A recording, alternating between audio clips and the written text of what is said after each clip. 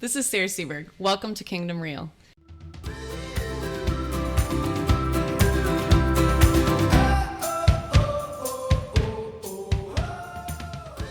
Today, I have an amazing guest with me, Jan Lastocy. I hope I said that correctly. You did. Excellent. Thank you so much for joining us today, Jan. Thank you for having me. I'm really excited to bring you in and get to talk to you and hear your story. So thank you for being here. So we're just going to go ahead and jump into it. Okay. I would love to hear a little bit of background about you. So tell me just about like your family of origin, where you grew up, some things like that. I am from Coopersville. I was born in Ohio, but raised in Coopersville. Okay. 3 brothers. We had several foster kids growing up. Mom and Dad lived out in the country. Our big trip was coming into Grand Rapids once a year to buy school clothes. Okay. We grew a lot of our own food and animals and played with the neighbor kids, and it was a great country life. Yeah. Hard work, but good. Yeah. So tell me something like a fun memory or something from childhood. Oh, it's got to be the neighborhood parties that we had for Okay. like Halloween. And, Yeah. We'd always go on a hayride to go trick-or-treating. And one year we had snow on Halloween, so we took the snowmobiles and sleds. So, of course, that turned into races, which turned into falling off the sled and kicking somebody in the eye and giving them a black eye. And our Halloweens were never dull. That sounds like a lot of fun. Yeah, It was. snow on Halloween, that's a Michigan thing. Yeah, that's a Michigan thing. So many people in the South are like, wait, you guys get snow on Halloween? I'm Oh, like, yeah. it's usually either raining or snowing. Yeah, sometimes every once in a while it's nice. Yeah, But most but- of the time it's not. That's true. Yep. So let's transition a little bit. Okay. I would love to hear about one of your deepest, darkest, most painful moments in your life, if you're willing to share that with us. Sure. In 1998, I was sent to prison for 18 months to 10 years. And while I was in prison, I was repeatedly raped by a prison official for a little over 6 months. Never told anybody it was happening. Let's back up. What did you go to prison for? I went to prison for writing checks on my boss's account. Okay. So not a crime spree of any sort, or No, not hurting I was- people? And No, I was diagnosed with bipolar just Okay. before I went to prison, and I'd been in a manic episode and had just gotten diagnosed, started taking medication, noticed a big difference in myself. Okay. I always knew what I was doing was wrong, but when you're bipolar, you don't care. Right. And I was caring again. The recommendation for my crime was actually just probation. Okay. But the judge said that since I used to work for the court, I, of all people, should know better, and felt he was going to make an example of me. So he gave me 18 months to 10 years. Was this your first offense? Yes. 18 months to 10 years. I got First more offense. time than a woman did for killing her child. All because the judge wanted to make an example out of you. So tell me what your life prior to going to prison, what did that look like? Married, children, any of that? Married. I got married at 19. Still married in 1998 to the same person. We had 2 kids. He was a firefighter. Worked full-time for our local road commission. Our kids were in sports and other activities, so we were busy.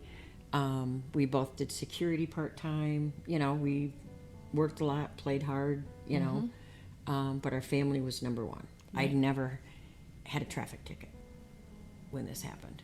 And so when I went to jail, it was culture shock, Absolutely. total culture shock. Right. And then I got sentenced on my birthday. Happy And- birthday. Yeah, that was my present from the state. Wow. And then 7 days later, she came over the intercom in my room and told me to pack up. I was heading to prison. So, So not just jail, you were in prison. yes. for this crime. Yes. And they made me take my wedding ring off because it had a diamond in it, Okay. and you could use it as a weapon. So I had to send that back home with the deputies to let my husband pick it up. Luckily, I went in with somebody who was a repeat offender. Okay.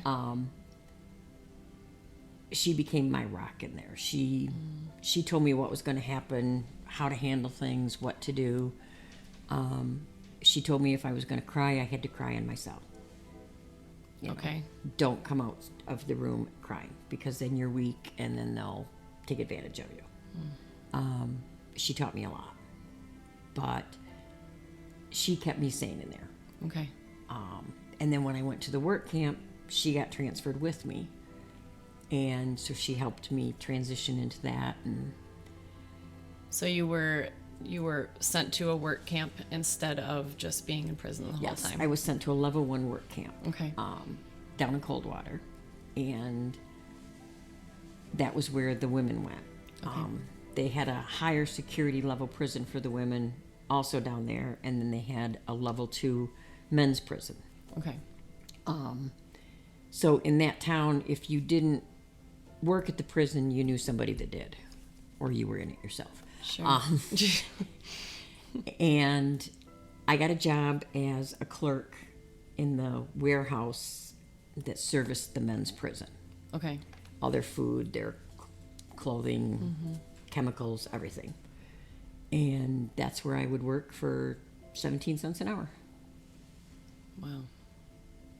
unloading pallets of food and putting food in the freezer and chemicals. And how long did you have to work at that work camp? I was there. I transferred to Coldwater in May. 2 weeks later, got my job, and I left there December 18th. Okay. So a little over 6 months. Okay.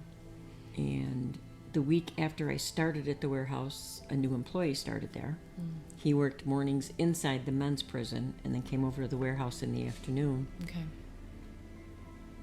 And right away, he started asking a lot of personal questions. You know, did I miss my husband? You know, what was I doing without sex? Just creeping me out. I tried to stay away from him, but one of the rules is you always have to be around one of the employees. You can't ever be alone, because you might try to escape or something. Okay. And he made a point of being the one that was always back in the warehouse with me. We actually had 2 other girls who I found out later were also, he was messing with them, quit their jobs. And I thought about it, but if I quit my job, I'd get a ticket. Which, Tell me more about that. a ticket is what you get when you mess up in prison. Okay. I received 1 ticket while I was there, and it was because I left my cup out. So what results from getting a ticket? That was just a minor ticket. I lost my outdoor time for 1 day. Okay. You can get anything up to a major ticket, which can take time away, which is what I would have gotten if I'd quit my job. I'd had a major ticket, and then I would lose my good time. Okay. That would have kept me there for another 3 months minimum. The worst ticket you can get in prison is a sex ticket, whether it's you and another inmate, you and a guard, you and anybody. Sure. That will not only take your good time, it will give you more time. Okay. So one day I was standing in the wing of the warehouse where they kept all the dry goods, the food and stuff. And this new employee had called me. He was standing behind a pallet of cake batter. And he called me over there.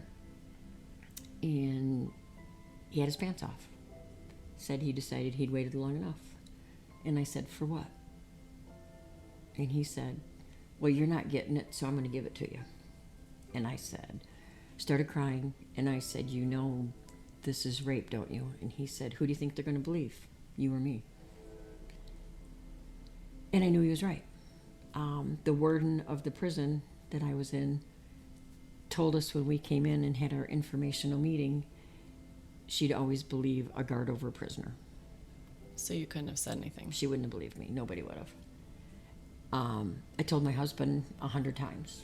I wrote him letter after letter after letter telling him, and then burned every one of them. Because back then you could still smoke in the prison. So the warehouse was, it's hard to picture, but we left the work camp and went into another lot, for lack of a better word.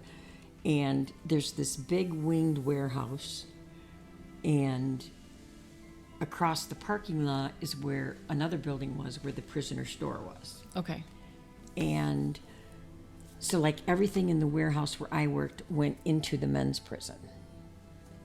There was another warehouse for the women's prison, and, you know. But, so the guys would have to leave and take stuff into the men's prison. Okay. And that's how I'd be left alone at the prison at the warehouse with just him. Okay. So when he got done the first time, I went into the bathroom and threw up, tried to scrub myself up, came out and thought, okay, it's done. 2 days later, he came up and said to come into the freezer. I said, we didn't get a shipment in. And he said, no, but I've decided that I need a blowjob. And I said, I'm not going in there. And he said, do I need to get my pen out? Which I knew what he meant. It meant he was going to write me a ticket. Right. I had my date to go home, to go back to my husband and my kids. And I wasn't going to let it be taken from me. So I made the decision that I would just do what I had to do, and this was something I had to do to get home. And so for a little over 6 months, several times a week, he'd rape me and have sex with me and do what he wanted. And all the while you just had to handle it, deal with it, so you could go home to your family. Yep. And he'd come down every other weekend and visit me, sometimes with the kids, sometimes just alone. And I still couldn't tell him. You know, he came down by himself on our anniversary in September. And I thought, okay, I can tell him. Couldn't do it. You know. So you had to bear all this alone. Yeah. And then when my day finally came to get out, they took me to the bus station in Kalamazoo, put me on a bus to Grand Rapids, and it was like I walked out of the prison and just buried it. You know, like it never happened. And went on about my life, you know, went to the correction center for 3 months and then went home on tether. Got a job, you know, I could be with my kids and my husband again. And it was like it never happened. Other than the nightmares at night, and, you know. And then one day I was sitting in my parole officer's office reporting, and he got a phone call. And he said, she's sitting right across from me. And my heart went into my throat and my... And I went, who's this? And he put the call on hold, and he said it was internal affairs. They wanted to talk to me, but they wanted to talk to him first. So he told me to go wait in the lobby. And I seriously considered running because I had no idea why they'd want to talk to me. Right. And I went back in, and he said, did you have any tickets that didn't get solved? And I said, nope, I had one ticket, and I lost my privileges for a day, and I couldn't for the life of me imagine why they were calling. So he came and got me, and I went back in his office, and he said, now you worked at the prisoner store, right? I said, no, I worked at the men's warehouse across the parking lot. He said, did you ever have any issues with an employee? And I knew what he was talking about. Burst into tears, scared him to death. He kind of like shoved a box of Kleenex across the desk at me. Right. And I said, yeah. And apparently one of he had continued doing it after I left to other women. And one of them had gotten some DNA. So then they had to start going backwards through all the women that had worked there. And since I was the first one before he got hired, I was the last one. And so I met with the guy from Internal Affairs. And no, actually, I looked at my parole officer and I said, well, I guess I better go home and tell my husband. Oh, Well, maybe you won't have to. I'm like, no, it's back. I have to tell him. right. So we went to McDonald's and I told him there. Because I knew he couldn't be upset in public, Right. you know. And the first thing he said is, why didn't you tell me? And I said, I did 100 times. But I couldn't. And I don't think he understood for a long time that I couldn't tell him.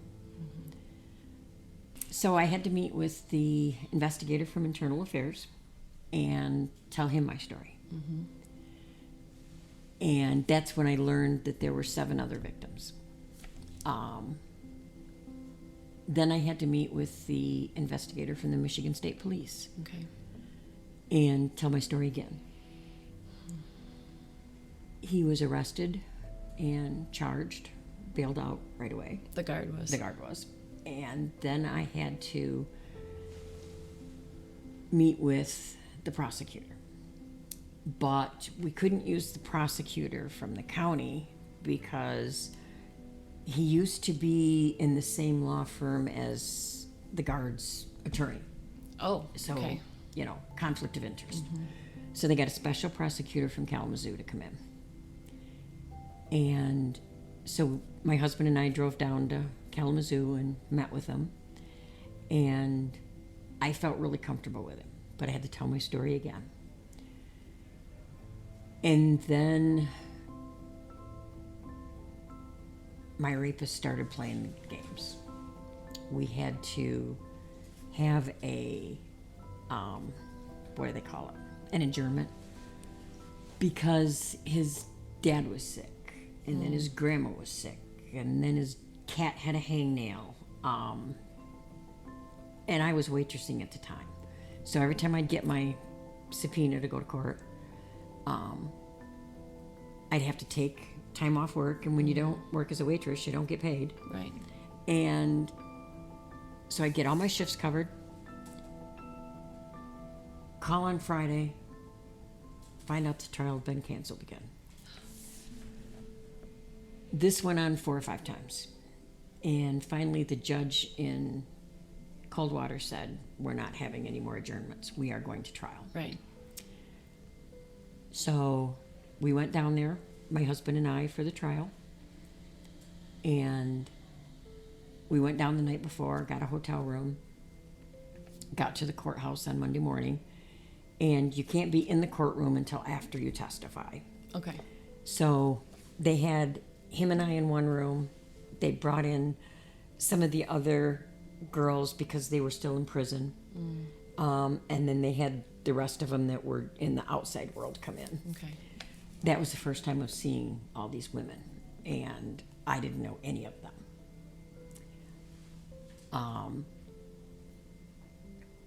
We sat and waited through jury selection. Then the investigator from Internal Affairs testified, and then the state police detective testified, and then I was supposed to go on the stand. I was supposed to be the firm witness because I'd only been in prison one time.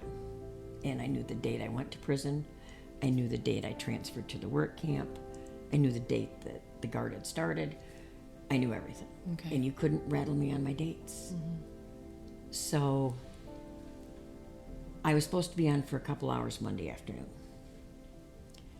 I got on just after lunch on Monday, and I was on all afternoon. At the end of the day, they said I would be back on Tuesday morning. Oh, wow.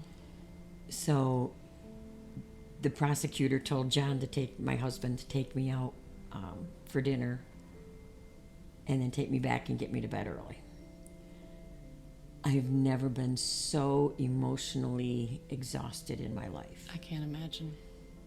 And I did. I think I was asleep by 7 o'clock. Got up the next morning, went back there, went back on the stand.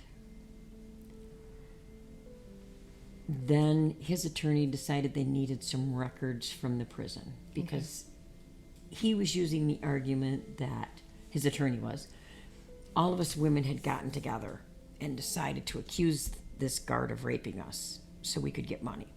Wow. And I said, that's not true because I don't know these women. I wasn't in prison at the same time they were. No. So he wanted records to prove whether we all knew each other. So they took another recess. We waited while they got the records, brought them over. And he found out that I was telling the truth. You know, I wasn't there with those other women. I didn't know them. Right. So then I got to sit in the courtroom. So my husband and I sat in the courtroom through the rest of the testimony. And there was this older man sitting in the courtroom. Didn't know who he was. But he was there every single day. And the trial went on all week. Okay. For 5 days. And finally, I think on Wednesday or Thursday, we were on a break. And he came up and said, "You did a great job." So I asked him who he was. This older guy that This was older in the... gentleman. Okay. And he said, "That guy was married to my daughter." At the time that all this At happened? the time all this happened. And we had found out that his wife had divorced him as soon as he got arrested. Sure. And kept him from the kids. And he was there to see what happened.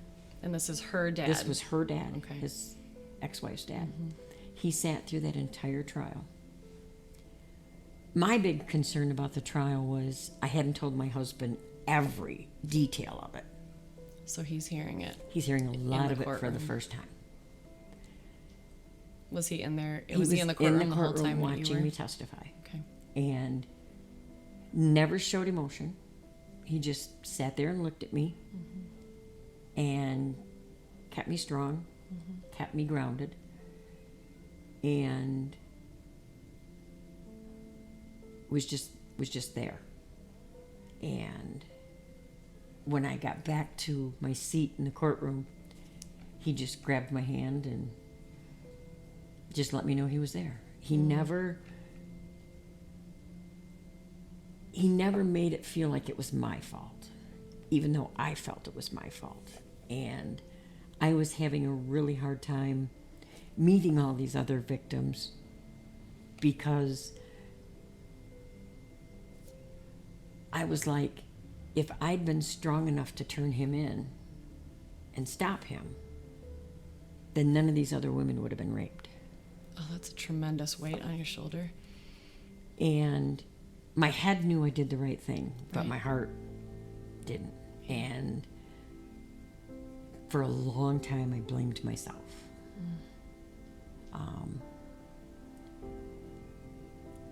But in the end, I came to realize that I had to do what I had to do to save me. Right.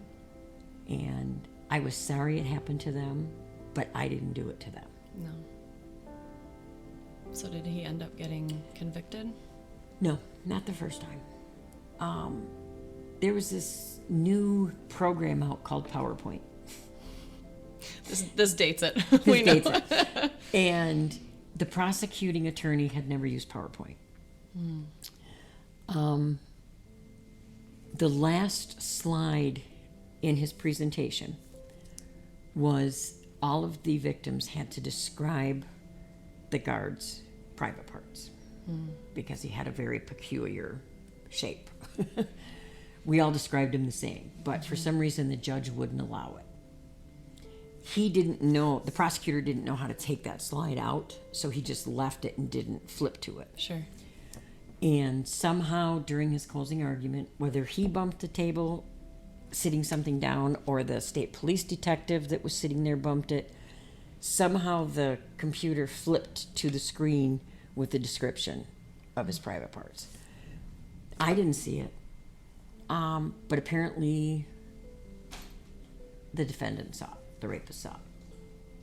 So when they went out, before they came back in to do closing arguments and take a break, apparently the defendant told his attorney, and when they came back in and everybody reconvened, his attorney asked for a mistrial again. And so the judge had to ask the jury, without saying what was on the slide, who saw the slide after whatever the slide before it had said. And 3 of them raised their hands. Wow. So they had to declare a mistrial.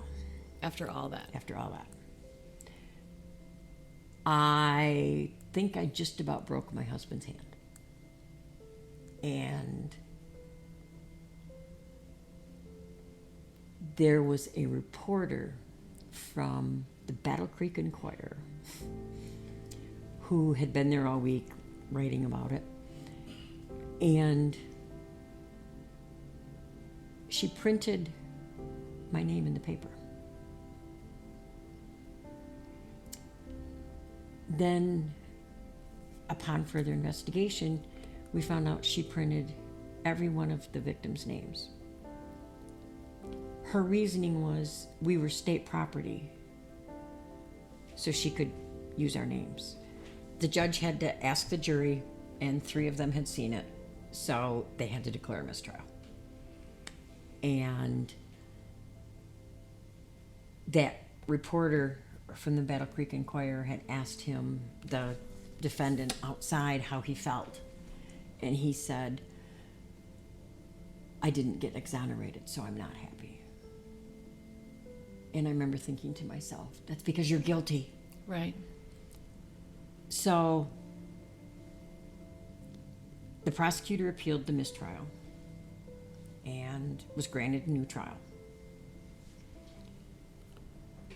So then we have to go back through the whole, get your subpoena, go down to Coldwater, wait for the trial. Right.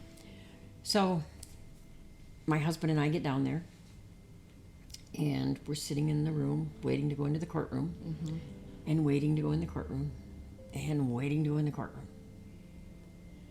And I remember looking at my husband and saying, he's gone. No, he's not. The guard. I remember saying, the defendant's not coming. Thank you for listening to part 1 with our amazing guest, Jan. Please join us next week, December 8th, for the conclusion of her very powerful story.